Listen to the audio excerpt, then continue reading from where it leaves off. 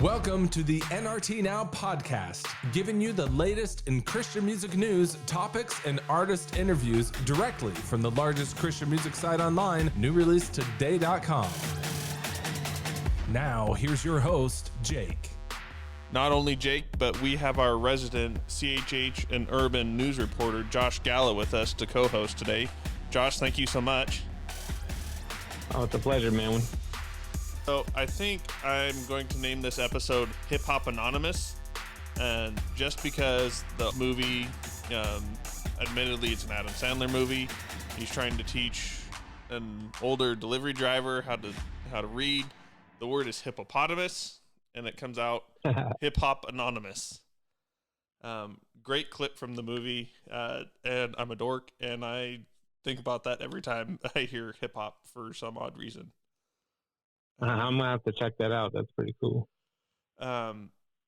So, Josh, just tell us a little bit about what's going on in the world of CHH these days. Yeah, sure, man. Christian hip hop is definitely gaining momentum. I would say even week by week anymore, and I would say over the last 2 or 3 years, especially I guess this year and each year, it kind of emphasizes it more. It's gaining that mainstream kind of sound, and the producers are just so much better than they used to be, and the artists are just flowing a lot better than they used to. And it's just solid production out there on both sides, the beats and the production behind it, and then the lyrics. They're just crazy anymore. So I think Christian hip hop's in a really good spot right now. There's I would say just a lot of different artists. The number of artists coming out by week, even anymore, is just crazy. But even from some of the pioneers and some of the veterans of the genre are sticking around, and it just makes for a very interesting conversation week to week. And we were talking just a minute ago, you have a list. There's about 25 singles coming out just this week alone. Right, yeah. As I was mentioning to you, every Thursday I try to put out on Twitter and usually on IG too, a list of the singles and the projects that are being released in Christian hip hop, just because there's so many, and people have commented that they usually miss out if they don't have like a hub to kind of look for that information. So I've kind of developed that week to week just so people have a hub to jump to. But yeah, it's anywhere between, I'd say 20 to, I've even seen up to 40 singles in 1 week, which just blows your mind. So just thinking back a decade ago where you might do a single every 3 to 6 months, not every week. So with that plain set mindset, you just, our playlist mindset, you just get that constant output from artists. So do you know about how long it takes for, a track to come out, or what their production cycle is for a track to come out, for a single to come out? Yeah, I'm thinking for especially a lot of the indie artists, and that's who I try to focus on because they're just hungry for not only the stuff that they're putting out, but just try to get their name on the map. But I think a lot of them, and from the conversations I've had, are shooting anymore for at least a single a month. Some people are even going a single a week with a little catchy phrase, maybe like Transform Thursdays or something like that, or Freestyle Fridays. So I would say either kind of crazy to think about it, but a track every week or at least one a month, and then maybe an EP or an album per year. Everyone's kind of focused on, just because listeners' mindsets are a lot geared to just more and more music being out there, and they just expect more. So they'll keep it to a short EP of 6 or 7 songs every couple months, or a single a month, to kind of keep that fresh, their name fresh on listeners' minds. See, so in addition to the list that you put out every week, you also curate the new release today's Christian rap and hip hop playlist on Spotify, and I'm seeing it's fairly. I think it's fairly recent that we have had some additions 2 days ago, 3 days ago. Looks like it's pretty active here. Yep, I try to keep that updated weekly, just because there's so much music that does get generated. And another thing I try to do with it, I know it's got more tracks than a lot of playlists you see. I think we're up to around 200, but I try to keep it to where it's only one song per artist. So just if someone's new to the genre or new to just a particular artist, they can hop on there and get the latest single from them. That also gives a lot of the unknowns and the indie artists a lot more chances than the signed artists to kind of be put their name out right next to maybe um, like a KJ-52 or like a Reach Record artist or like a Derek Minor. I mean, you're talking about some of the veterans, hanging around or coming back. I was actually listening to this playlist just a little bit ago here, and one of the names that popped up through the playlist was Sean Locke, and I haven't heard much from him in the last little bit until I started listening to the playlist here. Is he coming back around? Sean Locke, yeah, he's put out a couple singles, I would say, this year. Like you said, we haven't heard a lot of them over the last couple of years. I mean, speaking of the veterans, you have a lot of the guys sticking around. You got Petty, which just put out two singles. That's a name you haven't heard from quite a while, and he's actually working on an album. You have KJ-52, who's been around for 20 years, so he's still putting out. He had an EP back in May. What Happened Was. And I think like Braille has a new single coming out tonight at midnight. So you have a lot of the guys that's been in the industry for 1 or 2 decades still hanging around and still putting out quality stuff. So it's exciting to see. And so, switching over to the new guys, who should we be watching out for?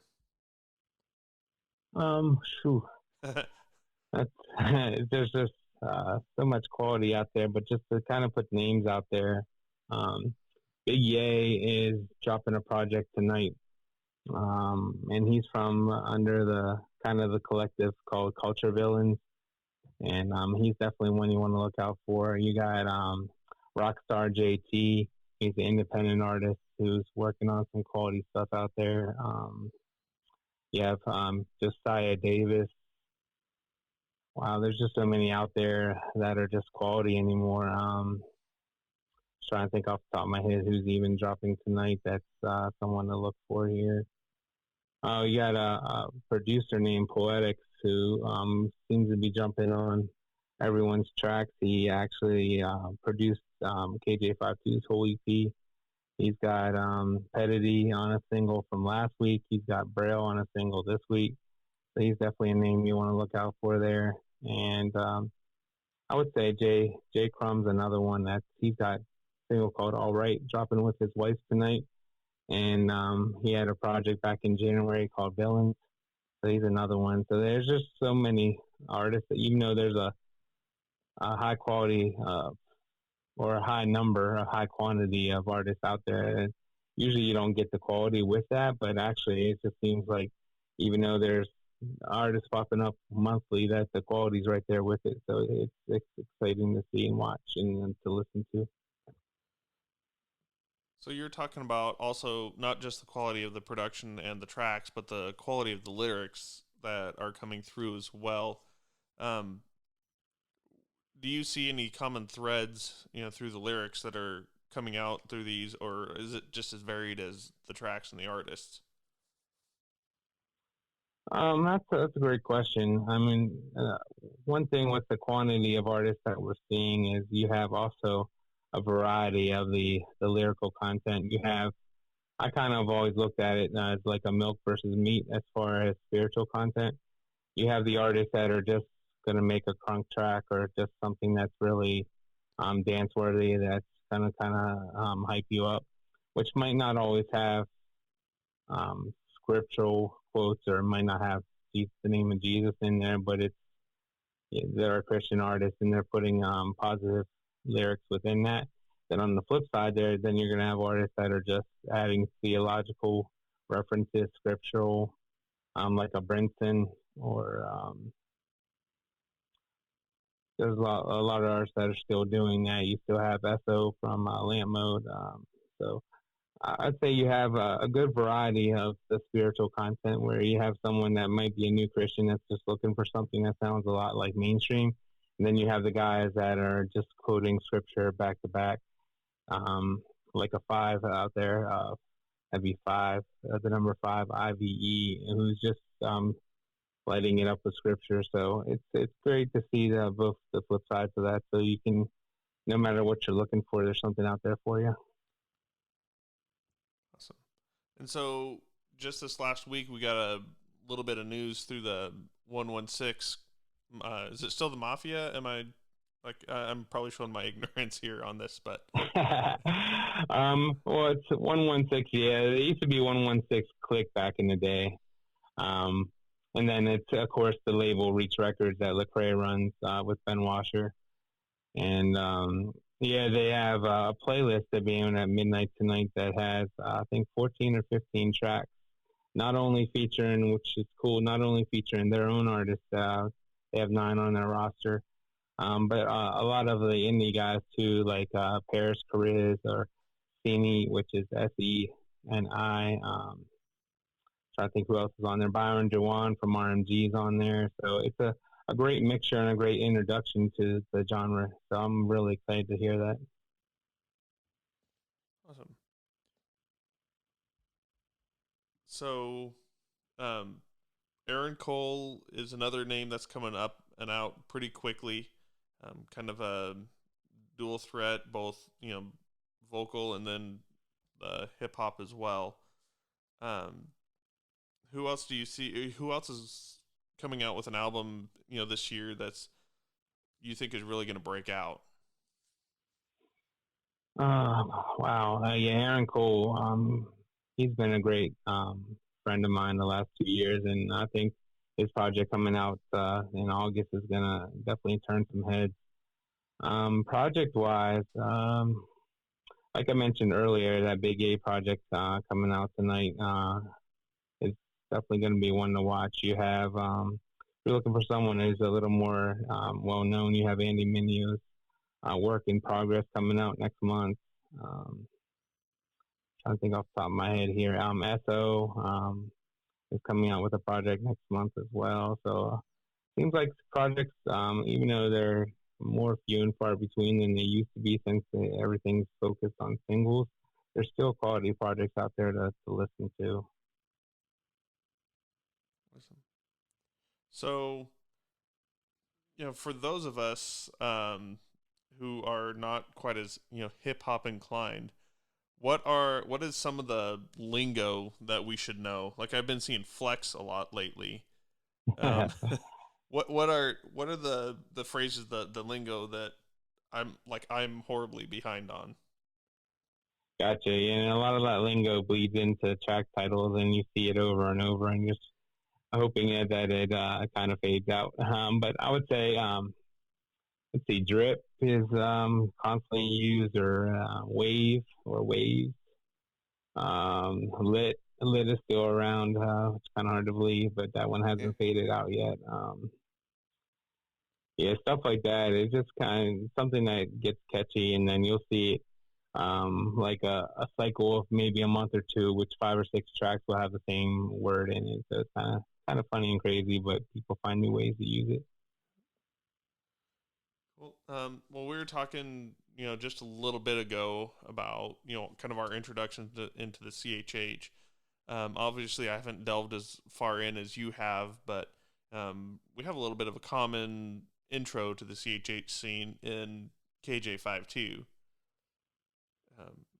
So what album kind of really pulled you into the CHH world? Yeah, definitely KJ-52. Back, I believe it was 2002. His album called Compilations, and I think it was Compilations. Was the one that Collaborations. Yeah, my apologies there. I was thinking of either or word. Yeah, Collaborations, which he had a couple guest artists on there, that hence the title. But yeah, that was the first Christian album. That and Human Emergency from the Cross movement. Those two were kind of like my preview into Christian hip hop, as kind of was mainstream based fan for probably since the early '90s. So that crossover was KJ was actually, it's kind of funny. I was on one of the online forums, and a buddy of mine said, "Hey, have you ever heard of KJ-52?" Because I was a huge Eminem fan back in the day, early 2000s there. And with his Dear Slim song around that time frame, I kind of gave it a chance, and I haven't looked back since. And I went probably 200 or 300 CDs deep in the mainstream side to kind of shoo those to the side to try the new thing out, and I've been in love since. Well, awesome. Well, good thing is, like I said, KJ was my kind of my intro, 7th Avenue collaborations era. Like I said, I honestly have no idea how I found out about KJ-52, but he's been a favorite of ours since. So that kind of leads in since he was kind of both of our intro. The exciting thing is that he is our guest for this afternoon. So would you like the honors of the introduction? It is my pleasure to introduce one of the pioneers of Christian hip hop, an artist who's been around for nearly 2 decades, put out multiple albums, projects, and singles and mixtapes, has been a voice for Christ to youth groups, to young and old, over the course of 20 years, and someone who just written a book kind of detailing his adventures within the genre and life itself, entitled What Happened Was, and had a project back in May titled The Same, and was produced by Poetics. So it's my unique pleasure and honor to introduce KJ-52.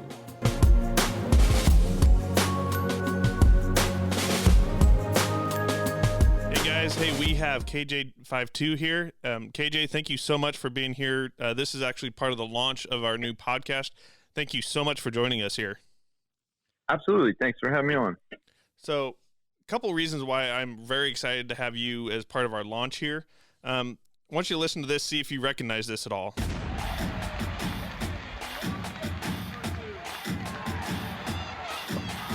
Welcome to the NRT Now podcast. So hopefully you recognize that here, KJ. Oh, yeah. Hey. Yeah, I did that.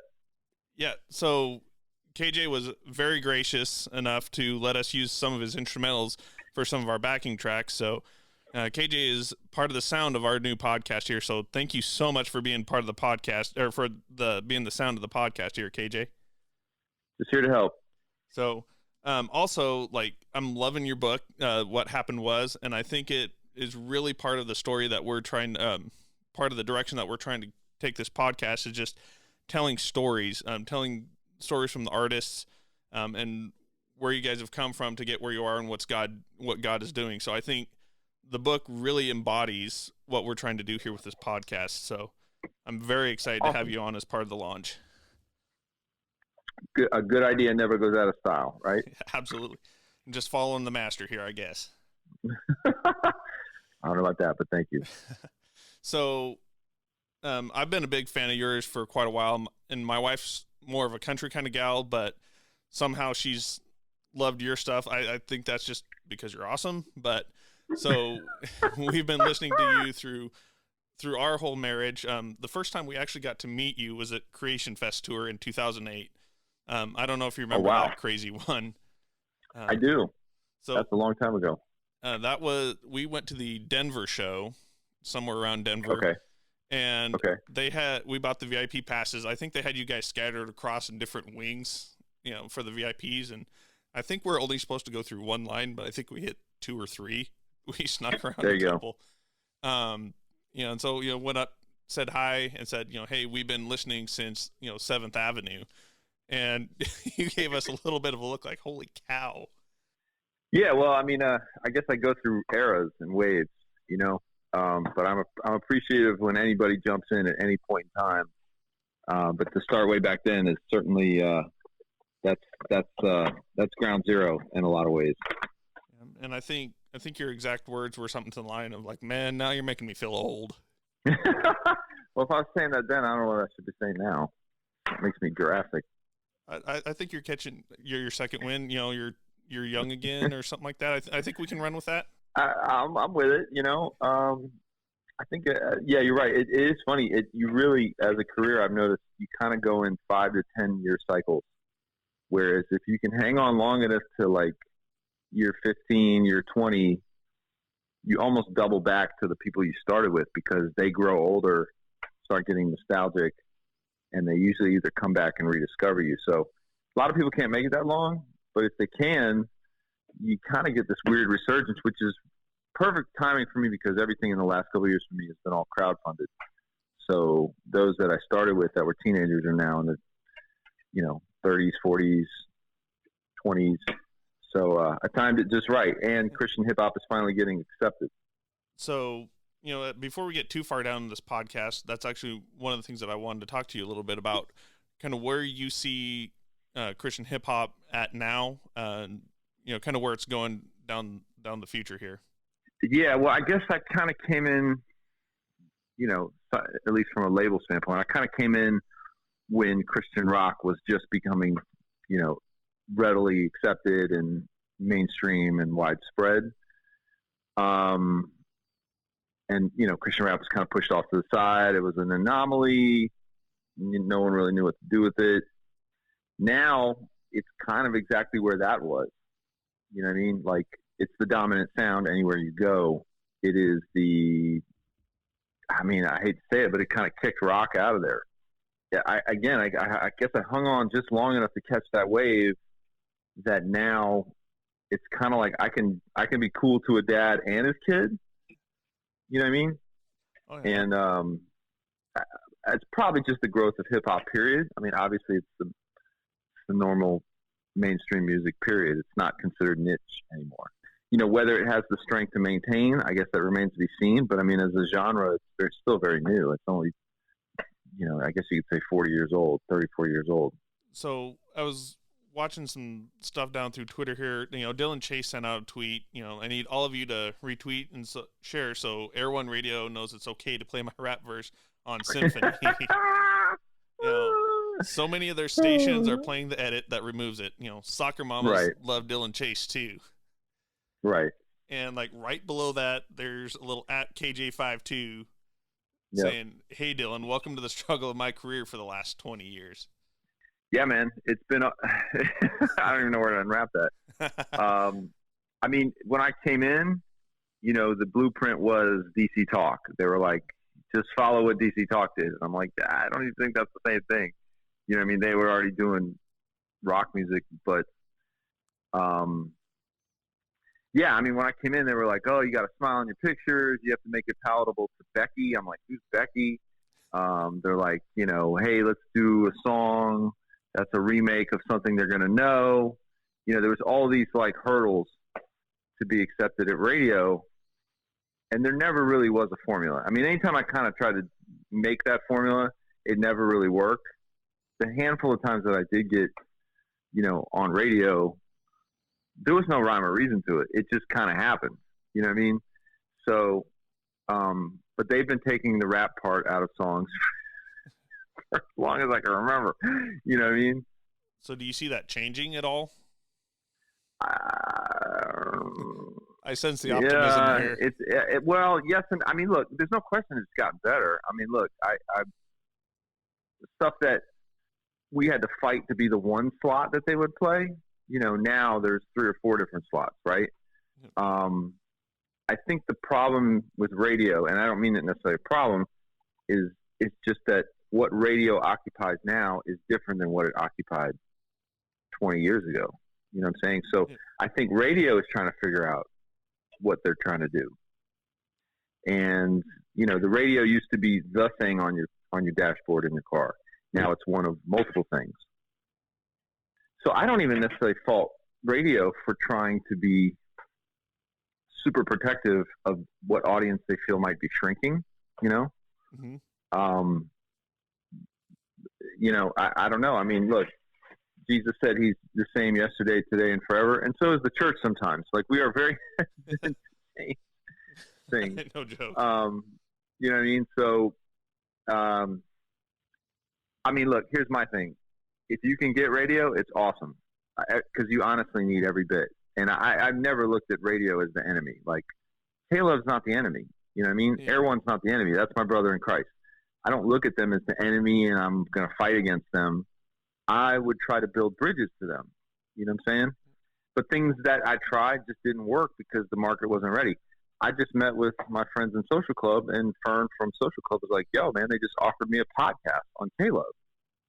Oh, I'm wow. like, that's the coolest thing I've ever heard. I was like, Yeah. you know how hard I tried to fight for something like that 10 years ago? You know what I mean? And that just shows you that there is change, you know? And I think you should be a bridge builder, not a bridge burner. But look, here's the other thing. You don't need radio anymore. You know what I mean? And I don't mean that in an arrogant way. It's just there's so many avenues to get your music out, you know? And especially if you're dealing with a younger generation, like they listen to radio, but it's nowhere near what it could be, you know, or what it used to be. I just bought a car last year, almost a year ago now, and you plug in your iPhone, it has CarPlay there, and like radio is not even an option to even touch on the screen anymore. No, it's not. I mean, look, any radio station you want to listen to, you can just play the app. It's funny, a guy at church, turned around to me yesterday, and he goes, hey, are you on Sirius? And I was like, I really don't know if I'm on Sirius SKXM. You know what I mean? Like, I had no answer for him because I'm like, maybe. I don't even know if there's a Christian hip-hop station on Sirius. I said, but I can give you some CDs if you want, you know? I mean, or you can just play it on Spotify. You know, look, we have a lot of choice now, which on one hand might be too much. You know, we have too much choice. But on the other hand, it's like anybody can step up to the plate and hit a home run if they want, potentially. There's so many rabbit holes that you can go down in Spotify, even to keep Spotify as the example. Yeah. I mean, look, I tell young artists this all the time. In the music industry went from like, you know, communist Russia where you had to do whatever they said to now it's like little tribal, you know, self-elected tribes because you don't have to do what you're told anymore. You know what I mean? You like what you like. I mean, granted, now we're getting programmed from algorithms and stuff, so I guess we're still being programmed. We just don't realize it. You know, that artist you saw on your Spotify suggested playlist, you're like, oh, okay, cool. You don't know that they program that for you to find on accident. Yeah, on you know quote-unquote accident. Exactly. They're sitting at a computer programming it in. So I guess some things don't ever change. So coming back around it was your 44th birthday, am I right on Mm-hmm. that, where you released, Yep. You know, what happened was both the book and the album you collaborated with Poetics on this one, right? Yeah, well, the album actually had been out for a month. It was the book and then the audio book. And then I just released it as a special edition for streaming sites also. You know, kind of going back to what I was talking about the podcast, just, you know, telling the stories of where you came from. You know, when I first heard that you got on staff, you know, at a church, I'm kind of like, whoa, like KJ settling down, like going to getting on staff at a church. And then, you know, after the book here, like it makes total sense in you catching on staff, you know, and supplementing what you do, you know, with your hip hop. You know, I just love how that book gives that perspective that it really isn't out of the ordinary for you to be on staff and ministering at a local church. Yeah, well, I mean, I left that to do this.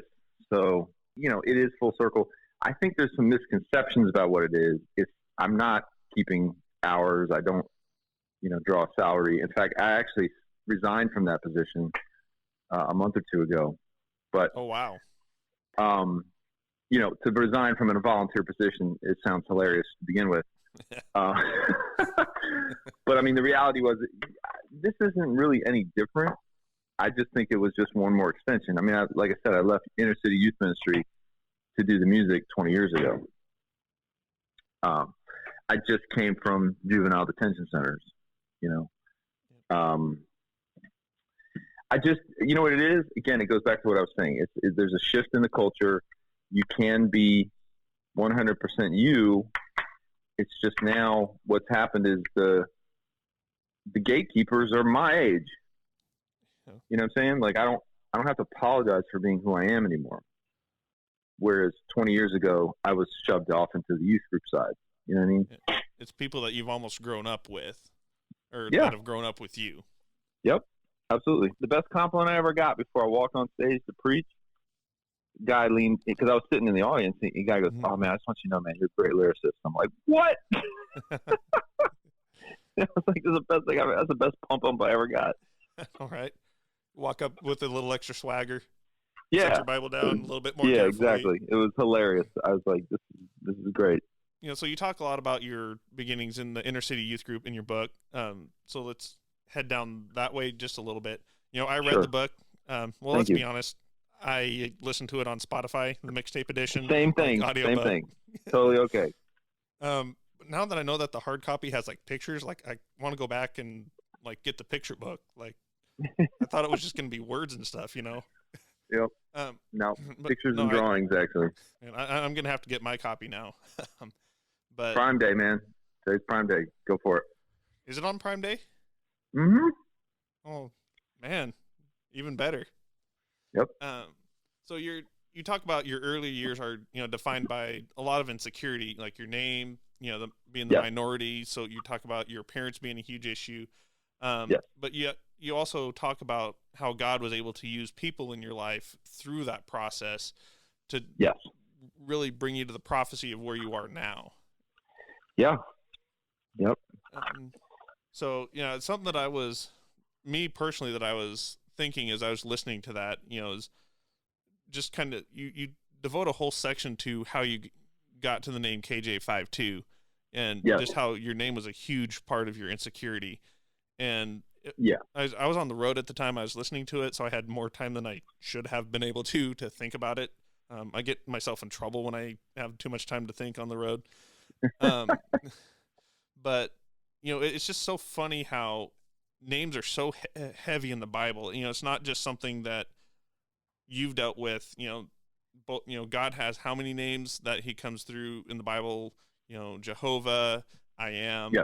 But also, you know, how many name changes are there in the Bible? You know, from Saul to Paul, you know, it's just absolutely incredible, you know, that's, I couldn't help but notice that striking parallel in between the two of those. Yeah. And me noticing that years later, very similar. Yeah. No, you're absolutely right. But, you know, hindsight's 20/20. You can always capture that later on. You know what I mean? It's always funny to see that piece there that you didn't understand at the time, but now you look back and it's like clear as day. Oh yeah. Yeah. That's why I started the book that way. Cause it was, it's a very, very much the, you know, the bookends of the story. And one of the other things I really loved about this book was just how relatable it was. Like the wedding chapter, man, that was kind of like my spirit animal through the book. I'm like, I wasn't sure if like you were talking about my wedding or your wedding there a couple of times. Yeah. So for those of us who haven't, surprisingly have not heard the book or, you know, have read the book yet, tell us a little bit about the wedding day and a little bit about that wedding chapter. Yeah. Well, I mean, you know, again, like I said, hindsight is always 20/20, but looking back, I mean, look, our relationship, me and my wife's relationship started long distance. You know, at the time, that's a hassle. Then you realize, like, oh, wait, no, this is like a really good picture practice run for what we would face later, right? As far as the wedding, again, you know, at the time, you're like, this is not fun. But, you know, it is a snapshot of what marriage is like. Like, you have to adapt in the moment. You have to figure it out. You know what I mean? Like, there's no blueprint when your brother-in-law passes out in the middle of the ceremony. There's no blueprint when the unity candle won't light because it's so hot in there. There's no blueprint, you know, when the DJ mispronounces your name. You know what I mean? It's like, I mean, you know, again, in the church that I'm at, that's the pastor that married us. He's now our founding pastor. But, you know, him leaning over at the time and just going, just keep going. Like, it's the best advice I ever heard. And while your brother-in-law is passed out on the floor. While my brother-in-law is passed out. You know, and the funny thing is, even looking back, I'm like, I don't remember it happening. I just remember seeing her because he wasn't even in my peripheral. And the only thing I regret is that we didn't have that on tape to like send America's Funniest Home Videos. Like we would have made a killing. Oh, absolutely. And at the beginning part of your career, that would have been amazing. Right. Exactly. So, I mean, our wedding, we were supposed to have an outdoor wedding, and it started raining. So we had the shift of, we had to shift the venue to our church. So everything was all last minute. We had a gal who was just absolutely amazing, but she was sewing the bridesmaids' dresses, and those didn't pan out. I mean, she was heartbroken. We were heartbroken. The shining light, though, was our flower girl absolutely loved hers and would not take it off. So it wasn't a loss for her. So we were calling around town, and there was a store that wasn't even open yet that opened their doors and gave us a discount for the bridesmaids' dresses. There you go.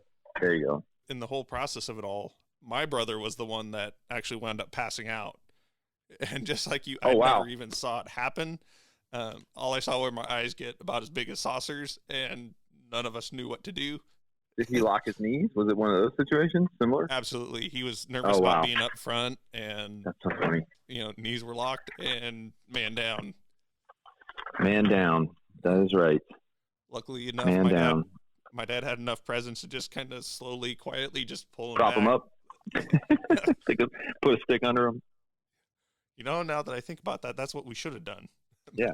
Bring a little stick. Once again, no real good footage of it. It's so disappointing. Yeah. I mean, look, now you get married, you have a online invite, you have a, you announce your, this is like a competition to announce your baby. And the funny thing is, like, in spite of all that, I don't think I ever remember looking back and going, today was a disaster. It was just like, yeah, it is what it is. Yep. It's a good story. It's a good story. It wasn't a good story at the time, but it became a good story. So we go along down the book a little bit. We're talking about your early years, just how tough it was to gain traction in, kind of going back to what we're talking about, Dylan Chase, is just gaining traction in the Christian hip hop industry. And to me, that's very surprising to hear. And that's a whole different story and a whole different aspect to your career that, like, I had absolutely no idea, because, I was always excited just grabbing the new album, when collaborations came out. So I didn't even have a clue as to that whole side of life. And, it's just amazing to me to see what happened in the background. And you talk about getting evicted from your apartment, and just all this is happening while, I'm sitting here enjoying your album, just having a grand old time here. Well, the thing was, you guys, like, you were few and far between. You know what I mean? Like, you were the anomaly. I was trying to sell music to an industry that, wasn't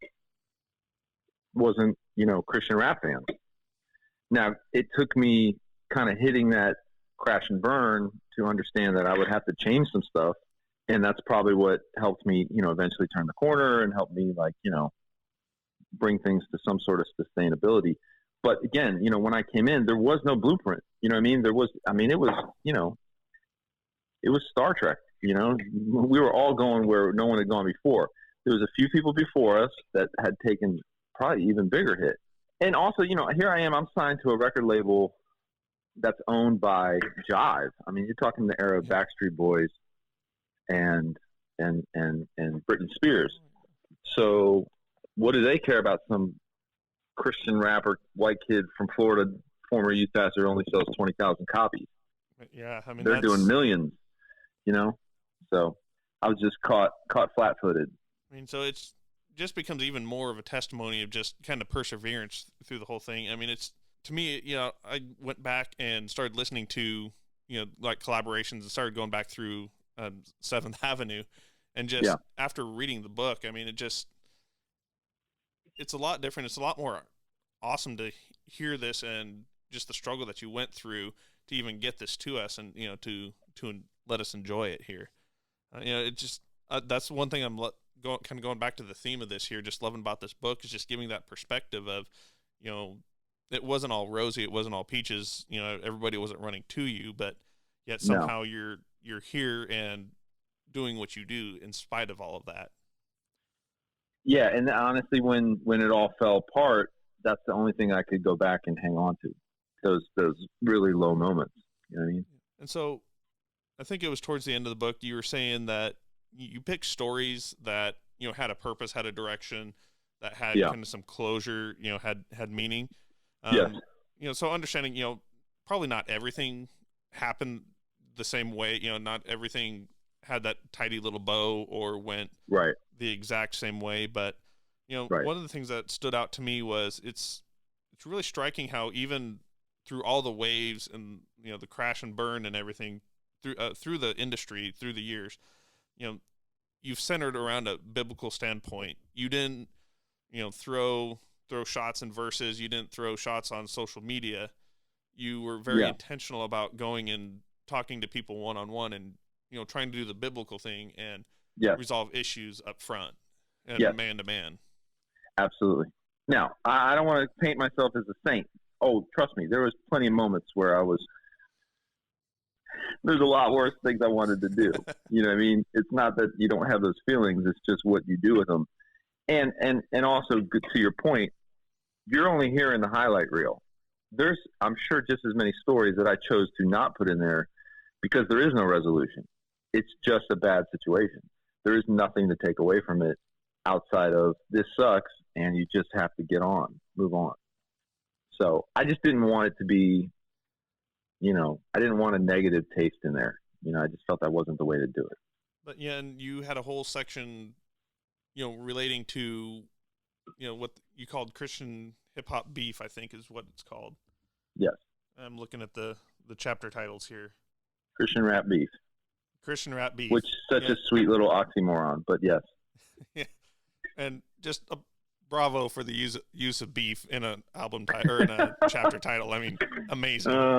Yeah. Well, but there was plenty of it to go around. Like you go through that in that chapter that there was plenty of that to go around. And I mean, it sounds like even some of it was kind of out of the middle of nowhere.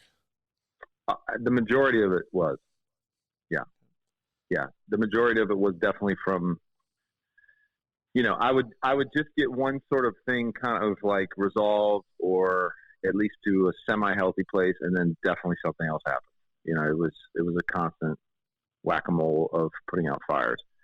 Now, I'm not going to say for 20 years it hasn't been that. Like, it's been a nice, peaceful, I would probably say the last 10 years have been pretty event-free.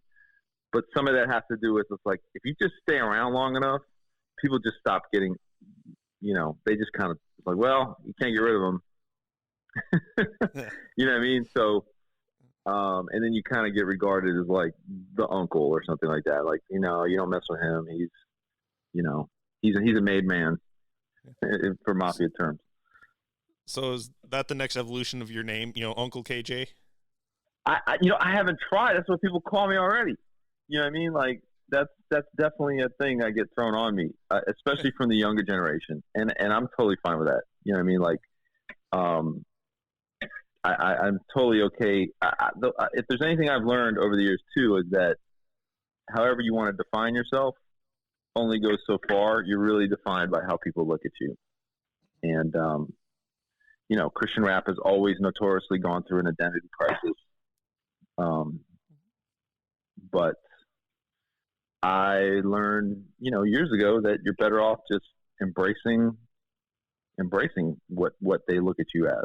You know what I mean? So somehow the start of this whole launch of this podcast keeps coming back around to DC Talk. A lot of it was, we were on the Jesus Freak cruise, both Kevin and I were, nice. Which an amazing time, and my wallet's still hurting from it. I'm sure. I went to the first one and just finally got recovered from that, and they announced the second one, and well, here we are. Yeah, but isn't it amazing to know that a band can do that, right? Like their legacy can be that long. Oh, it was incredible. To have their own cruise, I mean, like I think that's the testament of making timeless music. And in a previous episode, I just talk about just how that's such an influence, or that just states what an influence they had on the industry as a whole. Right. We saw so many artists on the boat that were there just to be there for the cruise. Sure. And so, where I'm heading with this a little bit is there's a whole chapter dedicated to Jesus Freak and the crazy ride that you took with that song, both with Tate and Toby Mac. Yes. Yep. And even to the point of performing Toby's part in front of Toby. Right.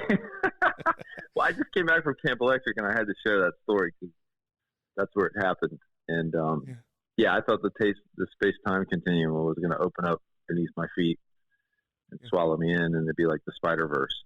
So was he standing over to the side, like with the thumbs up, thumbs down, like waiting for the thumb to turn? No. Well, it depends which one you're talking about, because there was one time at Camp Electric where he brought me on stage. He stood right next to me the whole time. I thought he wanted me to hype man. Yeah. And it was more like, nah, you want to do this song? Go ahead, do it in front of me. But I mean, granted, at Camp Electric, you know, for years, he would open up his stage to people to come up, you know, whether it was fans or kids or artists, you know what I mean? So it was part of the spirit of that. This was just a very different level of that. But the other time at the festival, at the one festival where I was a surprise guest. Yes, he was off to the side. That was a total surprise for the crowd. Yeah. So, you know, that's going to say that you've got to do a lot of things, have a lot of experiences that you thought, you know, you would never, ever get to be able to do, you know, like do Toby's part in front of Toby. Right. Right. You know, and just like, you know, a kid from, you know, that's working in inner city church all the way, you know, going from there all the way up to performing next to Toby Mac.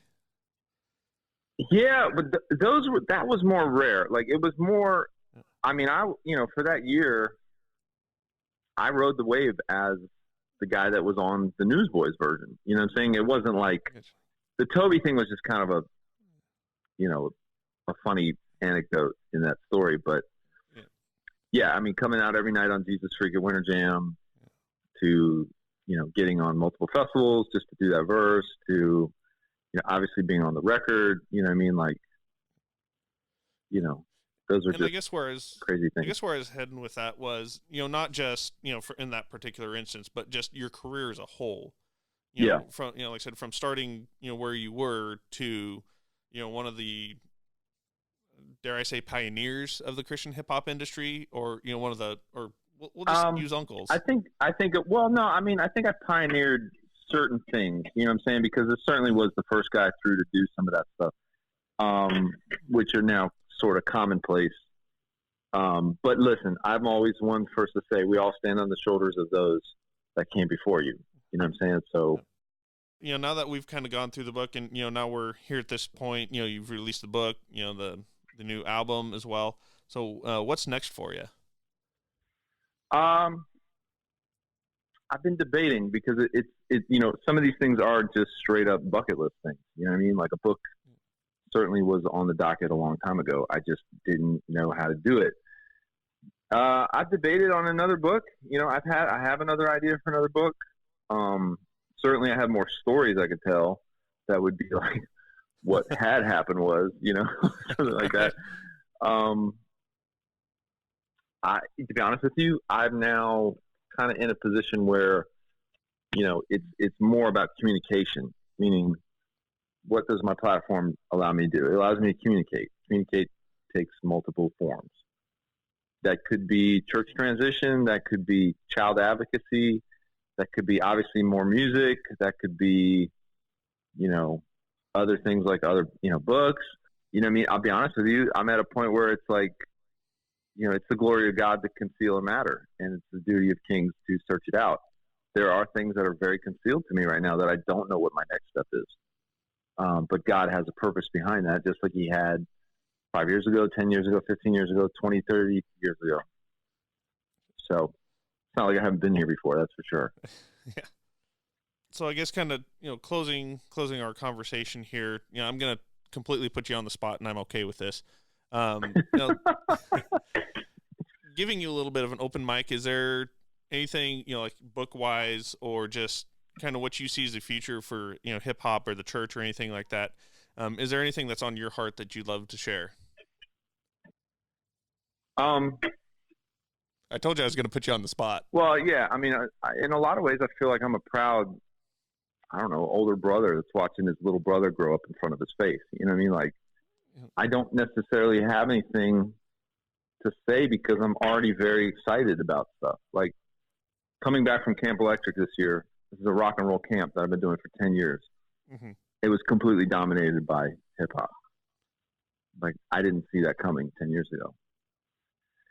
And even the kids that I performed for, I didn't have to do anything. For the first time in my career, I have to honestly say it's the first time I didn't have to do anything except rap.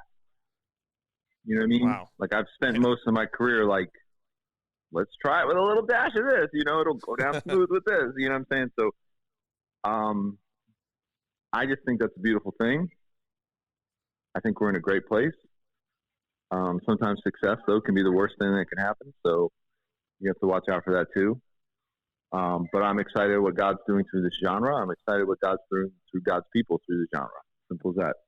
Well, we want to make sure that we send everybody to your website to grab the book, the music. You said you are all crowdfunded, you are self-funded, independent. So yes, that means you need our help. Of course. And so I'm committing for you that every book that is ordered from this podcast, you're going to individually sign and individually, inscribe in the front of the book, a long verse or something of the sort. Yes, and I'll write it in old English lettering. Calligraphy. Yes, totally. I won't do that to you, but yeah, you do have autographed copies up on the website, correct? Yes, sir. Absolutely. So go ahead and make sure that you grab your copy. Like it has pictures, guys. It has pictures from all the way from when you were little. It's not just words. Yeah. I love pictures. There you go. So at the very end of the book, you say that you hate goodbyes. Yeah. So I was wondering, instead of a goodbye, can we freestyle it out? I'll say how I ended the book, which was, I love you, I appreciate you, and I pray you have a great everything. All right. Well, thank you so much, KJ, for joining us. Yeah, man. Thanks, buddy.